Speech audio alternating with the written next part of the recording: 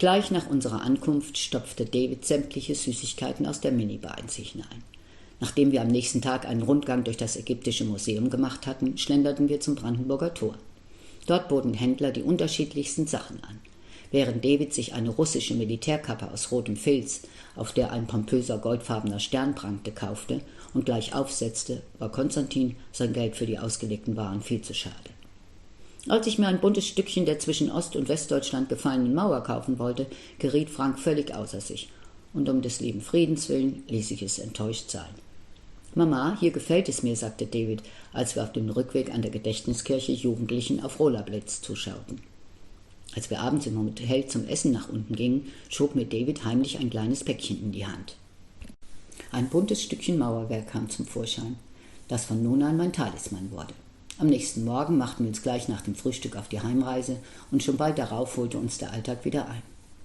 Kurz vor Weihnachten las ich in der Tageszeitung einen Bericht über die Einsamkeit fern der Heimat lebender amerikanischer Soldaten. Da in unserer Umgebung viele Amerikaner stationiert waren, wurden deutsche Familien gebeten, einige dieser jungen Männer zum Weihnachtsfest einzuladen. »Was haltet ihr davon?« fragte ich meine Familie und schaute sie über den Zeitungsrand hinweg fragend an. »Wollen wir einen Soldaten zu uns einladen?« Aber meine gute Idee erwies sich als Reinfall. Außer dass dicke Schneeflocken vom Himmel fielen, als wir am 2. Adventssonntag vor der Kaserne ankamen und wir eine lustige Schneeballschlacht veranstalteten, passierte nichts Besonderes. Der schlecht geheizte große Raum ohne Weihnachtsschmuck erinnerte an einen Bahnhofswartesaal und der zum Kaffee servierte typisch amerikanische Bananenkuchen schmeckte scheußlich. Zudem erwies sich unser Soldat als äußerst schweigsam, auch als er den Heiligabend bei uns verbrachte. So meinte David weise, kaum dass der Soldat wieder gegangen war, das hätten wir uns nun wirklich ersparen können. Weihnachten und Neujahr waren schnell vorüber und in der darauffolgenden Zeit gab es nichts, das uns von einer anderen Familie unterschieden hätte. David kontrollierte nur noch sporadisch die Wohnungen und schaffte es auch, seinen ungemeinen Hunger nach Süßigkeiten in den Griff zu bekommen. Seine Albträume kehrten nicht zurück und man merkte dem Kind an, wie wohl es sich bei uns fühlte. Seine liebe, ruhige Art wirkte stets ausgleichend zu Konstantins unruhigem Temperament. Wie in jedem Jahr besuchten wir die Großmutter in Spanien und ich konnte es gar nicht glauben, dass David nun schon länger als 3 Jahre bei uns lebte. Längst hatten wir vergessen, dass der Junge nicht unser Fleisch und Blut war. Nachdem wir im April Davids 10. Geburtstag gefeiert hatten, begannen bald darauf die Vorbereitungen für die Konfirmation unseres ältesten Sohnes. David, der auch unbedingt konfirmiert werden wollte, veranstaltete ein riesiges Theater, weil er nicht einsehen wollte, dass er für die Einsegnung noch nicht alt genug war. Auf Konstantins Einwand, »Du bist doch noch nicht mal getauft«, schrie er laut, »Dann will ich getauft werden, ich will getauft werden.« Weil er nicht locker ließ, rief ich die Pastorin in unserer Gemeinde an und vereinbarte mit ihr einen Termin. Bei unserem Besuch legte die Pastorin David ein Buch mit Taufsprüchen vor, aus dem er sich einen aussuchen sollte. Eifrig blätterte er darin.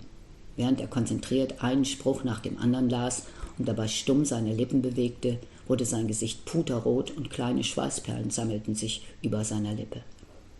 Gerade als ich anfing, ungeduldig zu werden, zeigte er stolz mit dem Finger auf einen Text und sagte, »Den will ich haben.« Nachdem wir uns geeinigt hatten, dass Davids Taufe im Anschluss an Konstantins Konfirmation stattfinden sollte, machte ich mich mit dem höchst zufriedenen Jungen wieder auf den Heimweg. Obwohl es erst Ende Mai war, strahlte die Sonne wie im Hochsommer vom Himmel. Zum Ehrentag unserer Kinder wählte Frank einen dunkelblauen Anzug, während ich wie meistens bei festlichen Anlässen mein rotes seidenes Kleid anzog. Konstantin trug eine schwarze Hose, dazu ein weißes Hemd mit kleinem Kragen. Anstelle einer Krawatte band ich ihm eine schwarze Fliege um, über deren überdimensionale Größe er sich heute noch aufregt. Denn seine Mitkonfirmanten hatten ihm, wie er später erzählte, mit den Worten »Pass auf, dass du nicht abhebst«, während des Gottesdienstes gehänselt. David hingegen lehnte festliche Kleidung ab. Er suchte sich eine normale Hose aus, dazu ein Poloshirt und eine grüne Weste und wies alle Vorschläge kategorisch zurück, wie sein Bruder etwas Dunkles oder wenigstens ein weißes Hemd anzuziehen. Kurz bevor der Gottesdienst begann, trudelten nach und nach Freunde und Verwandte bei uns an. Marie und Jenny sahen in den gleichen schwarzen Samtröcken mit passenden Lackschuhen entzückend aus. Beim Eintreffen berichtete Dora, dass Thorsten von seiner Firma nach Berlin versetzt worden sei und erzählte anschließend ausführlich von einem Besuch mit Jenny bei ihrer Mutter Paula. Nachdem sie von Samuel geschieden ist, hat sie wieder geheiratet, erklärte sie mir lapidar, während ich erstaunt die Stirn kraus zog. Wie kann man denn geschieden werden, wenn der Mann verschwunden und nicht auffindbar ist, fragte ich und hakte nach, warum hat die Lugmann mich nicht informiert? Aber Dora hörte gar nicht hin und berichtete, dass das kleine Mädchen als erstes in den Kühlschrank geschaut habe, um zu kontrollieren, ob seine Mutter auch genügend Lebensmittel im Haus hatte. Weil es Zeit wurde, zur Kirche zu gehen, vertagten wir die Fortführung unseres Gesprächs auf später. Kurz darauf saßen Familie und Freunde aufmerksam der Predigt lauschend auf den dunkelbraunen Bänken des Gotteshauses. Nachdem unser Ältester und seine Mitkonfirmanden eingesegnet waren, legten wir einander die Arme um die Schultern und bildeten einen Kreis, in dessen Mitte die Pastorin mit David anschließend die Taufe zelebrierte. Während sie vorsichtig das Wasser über seinen Kopf goss, verlas sie den Taufspruch. Denn der Herr hat seinen Engeln befohlen, dass sie dich behüten auf allen deinen Wegen, dass sie dich auf den Händen tragen und du deinen Fuß nicht an einen Stein stoßest. Psalm 91, 11-12. Und obwohl der Junge noch immer ein Problem mit seiner Haltung hatte, stand er mit geraden Schultern und stolz erhobenem Kopf in der Kirche und sagte laut, sodass es alle hören konnten, Amen. Nachdem sich alle Gäste am Abend verabschiedet hatten, flüsterte er mir ins Ohr, jetzt bin ich auch ein Kind von Gott. Gerührt erwiderte ich, das warst du doch schon immer und wirst auch immer bleiben. Am nächsten Tag legten wir auf der Bank wie zuvor für Konstantin ein Sparbuch auf seinen Namen an und zahlten sein Taufgeld darauf ein. Als wir die Bank verließen, hielt David sein Sparbuch wie ein Schatz in seinen Händen und konnte kaum glauben, dass es ihm alleine gehörte. Am liebsten wäre er den ganzen Tag damit herumspaziert, aber Frank legte es in seine Schreibtischschublade und sagte zu ihm, hier ist es gut aufgehoben. Und wenn du weiter schön sparst, kannst du dir später davon etwas Schönes kaufen. David fing ständig an, sich darüber zu beklagen, dass er nicht denselben Nachnamen wie wir hatte. Als ich Dora davon erzählte, sagte sie, die Namensänderung ist eine Kleinigkeit, die haben wir gerade beantragt. Erstaunt erwiderte ich war davon überzeugt, dass wir bis zur Adoption warten müssten. Aber da sie nachdrücklich antwortete, wir wollen Jenny nicht adoptieren, fragte ich nicht weiter nach. Wie Dora gesagt hatte, waren die Formalitäten der Namensänderung rasch erledigt. Während an Jennys Namen, der von Schillings angehängt wurde, bestand David darauf, nur unseren Namen zu haben. Geradezu ehrfürchtig schrieb er bald darauf seinen Namen in sämtliche Schulbücher. Als unser Sohn mit dem Namenswechsel sein Gestern wie ein paar alter Schuhe abgelegt hatte, schienen sich die dunklen Schatten der Vergangenheit endgültig in Luft aufzulösen.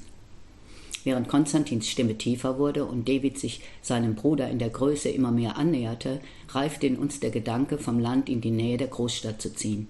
Denn Franks Fahrten kosteten viel Zeit und Kraft. David war von der Idee hellauf begeistert. Doch sein Bruder erklärte sich erst, nachdem wir ihm einige handfeste Argumente ins Feld geführt hatten, einverstanden. Meine Befürchtungen, dass der bevorstehende Ortswechsel David belasten würde, erfüllten sich nicht. Im Gegenteil, er war es, der seinen Bruder tröstete. Nachdem wir unser Haus verkauft hatten und als der Tag unserer Abreise bevorstand, besuchte uns Frau Logmann, um sich von uns zu verabschieden. Denn durch den Ortswechsel war das hiesige Jugendamt nicht mehr für David zuständig. Bei der Gelegenheit fragte ich sie wieder einmal nach der Adoption.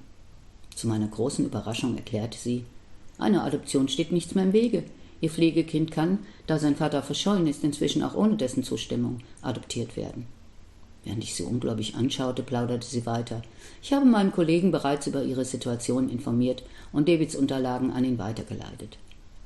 Als ich ihr daraufhin freudestrahlend berichtete, wie fürsorglich David sich um seinen älteren Bruder kümmerte und versuchte, ihn über den Umzug hinweg zu trösten, meinte sie zufrieden, da können Sie sehen, welches Vertrauen er in den vergangenen Jahren zu Ihnen aufgebaut hat. Als am Tag darauf der große Möbelwagen unsere Straße verließ, saßen Konstantin und David neben dem Fahrer und winkten ihren Freunden zum Abschied fröhlich zu. In einem Vorort von Frankfurt in einer ruhigen Gegend hatten wir zuvor eine Doppelhaushälfte mit vielen hellen Sprossenfenstern gemietet, in der eine offene Treppe durch alle Stockwerke führte. Während der inzwischen 15-jährige Konstantin sich im ausgebauten Dachboden einrichtete, bezog David ein großes Zimmer im ersten Stock und hängte, nachdem er seine persönlichen Sachen untergebracht hatte, seinen Baseballhandschuh zufrieden neben dem Bett an die Wand. Konstantin besuchte die Realschule und David die Förderstufe und unsere Söhne lebten sich rasch ein. Gleich am ersten Schultag brachte David einen Jungen mit nach Hause. »Das ist Charlie«, erklärte er lachend und erzählte, dass sein neuer Freund seinen Vornamen dem berühmten Komiker Chaplin verdanke. Ein paar Tage darauf kam Herr Fritz Müller, ein kleiner, drahtiger Mann, den ich auf Anfang 50 schätzte, und stellte sich Frank und mir als Davids Betreuer vom Jugendamt vor. Herr Müller strahlte die gleiche Machtvollkommenheit und Überheblichkeit aus, die ich bei sämtlichen Mitarbeitern von Jugendämtern bisher kennengelernt hatte. Es schien für ihn keine Rolle zu spielen, dass wir inzwischen viele Erfahrungen mit unserem Pflegesohn gemacht und natürlich auch daraus gelernt hatten. Und obwohl dieser Mann keinerlei Kenntnisse über unsere häusliche Situation hatte, gab er mir gleich zur Begrüßung das Gefühl, dass ich keine Ahnung hatte von dem, was ich seit Jahren tat, nämlich von der Erziehung meines angenommenen Sohnes. Und dabei hatte ich in den vielen Jahren, die David nun schon bei uns lebte, eigentlich ganz vergessen, dass unser Sohn nach wie vor unter der Obhut des Jugendamts stand. Entscheidungen, die David betrafen, hatten wir einfach alleine getroffen. Es passte mir gar nicht, diesen Mann bei uns empfangen zu müssen, und David ging es anscheinend genauso. Er ließ sich erst nach mehrfacher Aufforderung herab, Herrn Müller zu begrüßen. Schließlich stand er mürrisch vor dem Sozialarbeiter und zeigte ihm höchst ungern sein Zimmer. Und er verließ sichtlich erleichtert den Raum, nachdem Herr Müller ein paar Worte mit ihm gewechselt hatte. Offensichtlich will der Junge um keinen Preis an sein früheres Leben erinnert werden, meinte der Mann, nachdem David die Tür hinter sich geschlossen hatte. Dann erklärte er uns, welche Schritte er für die geplante Adoption unternehmen wollte. Aber als er sagte, wir werden erst einmal den Vater in Amerika anschreiben, erwiderte ich ungehalten, das ist aber doch schon früher gemacht worden. Es weiß ja niemand, wo der Vater lebt. Herr Müller war sich seiner Macht bewusst und ließ sich nicht beeindrucken. Streng entgegnete er, lassen Sie das mal meine Aufgabe sein. Sie hören von mir. Und ermahnte, bevor er sich verabschiedete, sprechen Sie vorerst mit dem Kind nicht darüber. Noch ehe Frank oder ich etwas entgegnen konnten, war er mit raschen Schritten zur Tür hinaus. Seufzend sagte ich zu Frank, was für eine Anmaßung. Ich bin froh, wenn wir das Jugendamt endlich los sind.